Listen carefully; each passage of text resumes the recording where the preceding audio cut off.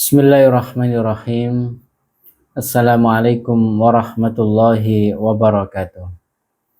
Alhamdulillah wassalatu wassalamu ala Rasulillah wa ala alihi wa sahbihi wa mawalah. Bapak Ibu, hadirin sekalian, teman-teman yang berbahagia. Kali ini kita akan melanjutkan kajian kita terhadap kitab Tanbihul Mukhtarin Awakhirul Qarnil Ashir ala ma khalafu fihim salafahum at-tahir. Kitab Tanbihul Mukhtarin yang catatan saya ini saya ingin memberinya sejudul jika diterbitkan dalam sebuah buku itu menjadi pribadi hebat. Jadi bagaimana akhlak orang hebat itu, itu kira-kira yang menjadi rangkuman kristalisasi dari isi buku Tanbihul Mukhtarin. Bapak Ibu sekalian, kita mulai. Bismillahirrahmanirrahim. Wa min akhlaqihim, dan sebagian dari akhlaknya para ulama salaf itu ya, para ulama salaf itu adalah, ini singkat sekali ya, tetapi banyak barisnya, tetapi saya ingin menyebutkan 2 baris saja gitu ya, dan isinya luar biasa itu ya. Apa akhlaknya para ulama salaf sehingga kita perlu dan bahkan harus meneladaninya, yaitu mukhalatatuhum liman kana aduwan lahum fissir. Yaitu ini yang sulit ini ya. Mukhalatatuhum, yaitu mereka para ulama salaf itu tetap bercampur, tetap menggauli, tetap bergaul, tetap kalau bersahabat mungkin kurang ya. Maksudnya ya tetap menyapa, tetap biasa saja gitu ya. Mukhalatatuhum kepada siapa? Liman kana aduwan lahum fissir. Bahkan kepada orang yang ia itu sebenarnya tidak suka banget dengan kita gitu ya, yang ini sebenarnya musuh gitu ya, dia itu tidak suka banget sebenarnya dalam hatinya itu, tetapi wa yadda'i mahabbatahum zahiran, yaitu tetapi dia menampakkan rasa suka, gitu ya, ya dalam omongannya gitu ya, dalam pengakuannya dengan orang lain mungkin ya, atau kepada kita itu terasa baik, tetapi sebenarnya dia itu menyimpan luka, dia itu menyimpan rasa dengki yang teramat besar gitu ya. Nah itu kita kata ulama salaf tadi itu, kita tahu dia itu sebenarnya pura-pura saja itu suka dengan kita itu, mulutnya saja itu, tetapi hatinya itu sebenarnya mungkin, mohon maaf, busuk gitu ya. Masya Allah, naudzubillah summa naudzubillah. Terhadap orang yang sedemikian itu ya, orang yang mungkin di depan kita baik-baik, bermuka manis, tebat, tapi sebenarnya dia itu yang menjadi judul sesi kita kali ini, yaitu seperti dibalik itu dia ngerasani kita itu. Bagaimana cara berhadapan dengan orang yang baik dengan kita secara penampakannya, tetapi seperti dia ngerasani dia itu tidak suka banget dengan kita itu. Nah itu ya. Nah itu apa yang diperbuat oleh para ulama salaf?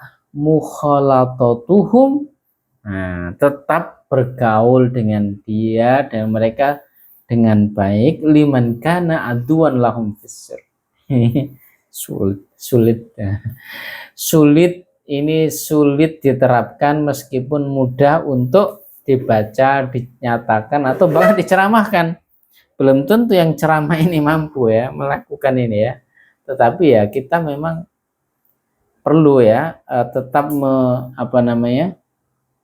menyatakan dan ya ini kami pribadi sebenarnya ya sedang menasihati diri kami sendiri gitu ya. Gitu. Jadi Bapak Ibu sekalian, ini memang sulit sekali mukhalatatuhum liman kana aduan lahum bisir wa yadai mahabbatahum zahir. Nah, itu ya. Yang di luar ya, yang secara zahir nampak suka tapi sebenarnya dia itu tukang ngerasani kita. Nah, itu gimana sih? Nah, kata para ulama salaf, tetap bergaul. Jadi kalau kita kupas sebenarnya hal seperti itu adalah pilihan. Kita mau bersikap positif ada alasannya. Mau bersikap negatif, mau marah, mau itu juga ada alasannya. Apa ya, jelas-jelas dia ngerasani gitu. Yang terjadi adalah kadang-kadang ketika kita tahu ada orang yang ngerasani kita itu, karena kita panas ya, itu kadang-kadang, apa dia bilang, kurang ajar itu ya. Kita itu malah mencari-cari apa yang dia katakan yang sebenarnya semakin kita cari, semakin kita gali, itu semakin membuat hati kita menjadi rusak. Sama rusaknya ya, boleh jadi ya, dengan orang yang ngerasani kita gitu ya.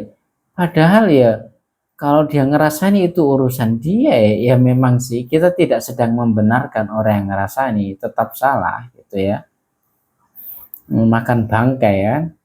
Nah, jadi maksudnya ada loh opsi yang baik gitu loh, maksudnya ketika ada orang ngerasani kita itu ada opsi yang lebih baik, yang mungkin tidak merugikan kita. Nah, yang terjadi, yang ingin direspon sesi ini adalah kadang-kadang ketika kita mendengar ada orang lain ngerasani gitu, kita itu menjadi semakin panas, semakin mencari apa saja sih yang dia katakan tentang saya, kurang ajar gitu. jangan kita kalau bisa insya Allah ya itu pilihlah sikap yang positif, yaitu ya sudah saya tidak mau dengarkan. Semakin saya dengarkan berita tentang saya itu ya, itu semakin keruh hati saya. Lebih baik saya tidak mendengarkan. Saya yang mungkin benar dan itu menjadi saran kritik yang konstruktif bagi saya terima. Tetapi kalau yang tak benar ya itu urusan Anda lah gitu ya. Tapi ya ini bukan lantas kita biarkan ya. Kalau mungkin menjadi viral atau macam-macam ya, saya pikir boleh saja kita mengambil langkah hukum. Itu kan bagian dari ikhtiar ya.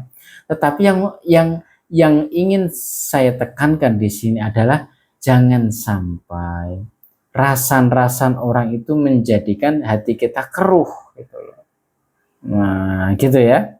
Boleh marah dong, marah yang terkontrol boleh gitu ya. Nah, gitu. Jadi gitu. Jadi sebenarnya ketika kita menyapa dia dengan tulus gitu, itu kadang-kadang hati dia menjadi luluh gitu ya. Bisa ndak ya ada orang ngerasani kita tahu dia jelas-jelas ngerasani, tapi kita menyapanya, pripun kabaring gitu ya, di jalan itu memang sulit. Tetapi masya Allah, ahsin ilaman asa'a ilaika, berbuat baiklah terhadap orang yang berbuat buruk kepada. Muhsin itu derajatnya di atas adil. Kalau adil itu dia berbuat buruk, kita boleh dong berbuat buruk. Dia ngasih, kita kasih. Nah, itu adil. Tetapi orang muhsin, dan ini yang memang disukai oleh Allah. Innallaha yuhibbul muhsinin. Sesungguhnya Allah itu menyukai orang-orang yang muhsin, baik. Tidak ada dalam Al-Quran innallaha yuhibbul adilin.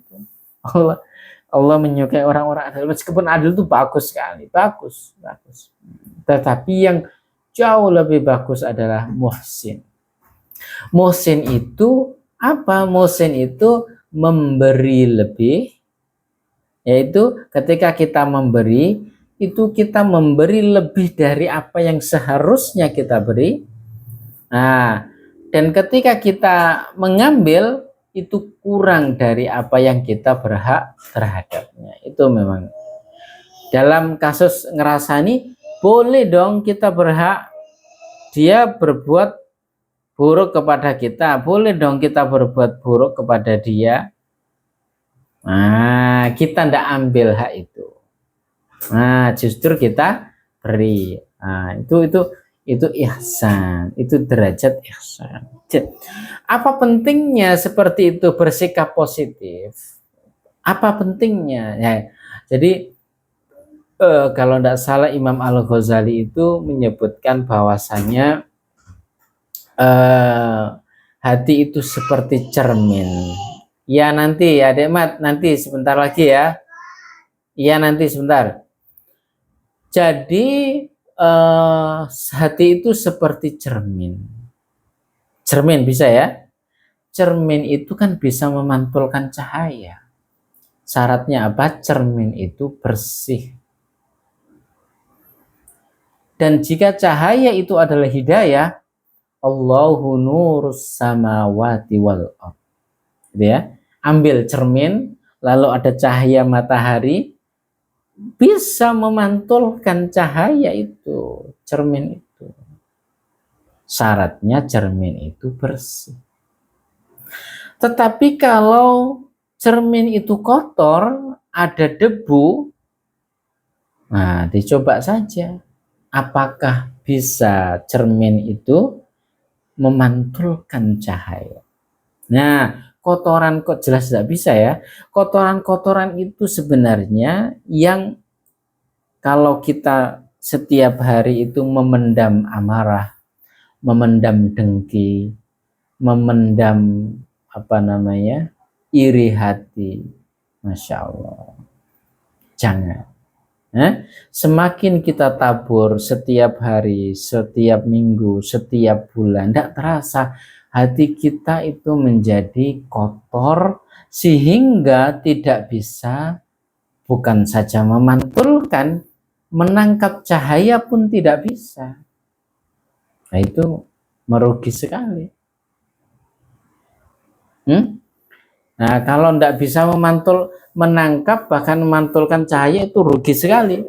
Dikasih tahu sekali, yang dikasih tahu bagus loh, yang dikasih tahu itu materi yang diberitahukan itu bagus, tetapi tidak masuk.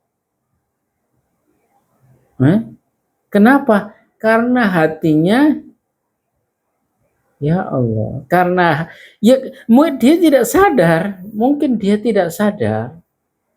Kenapa? Karena hatinya terkotori oleh debu-debu tadi, debu amarah, debu iri hati, debu kedengkian, debu balas dendam. Nah, itu tanpa kita sadari, itu telah menjadikan kita amat sulit mendapatkan hidayah. Tidak jauh-jauh hidayah lah, kita sulit untuk dikasih tahu. Banyak kan ya orang dikasih tahu tapi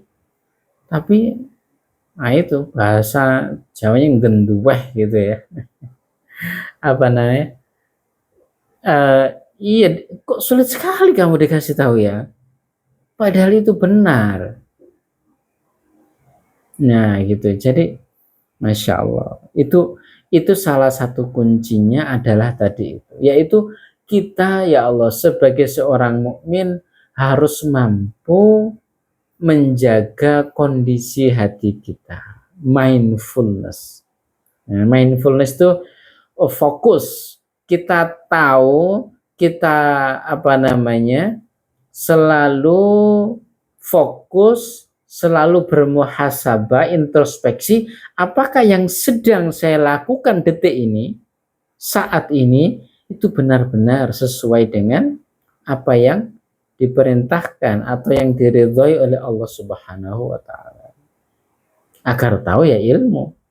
Agar tahu ini selaras dengan ridhonya Allah itu ya ilmu gitu. Jadi itu sangat penting bagi kita. Apa pentingnya tadi kita itu bersikap positif, senantiasa bersikap positif, bahkan terhadap orang yang ngerasani kita. Pentingnya adalah menjaga hati kita agar tetap jernih, agar bisa menangkap cahaya, dan kalau bisa memantulkan cahaya itu menjadi penerang bagi lingkungan sekitar, menjadi inspirasi bagi orang-orang di sekitar kita. Nah, itu penting sekali Bapak Ibu sekalian. Jadi itu pelajaran yang bisa kita ambil dari cara bagaimana para ulama salaf ketika berhadapan dengan orang yang dengki terhadap mereka. Ihdinas siratal mustaqim, wallahul muwaffiq ila aqwamit thoriq. Wassalamualaikum warahmatullahi wabarakatuh.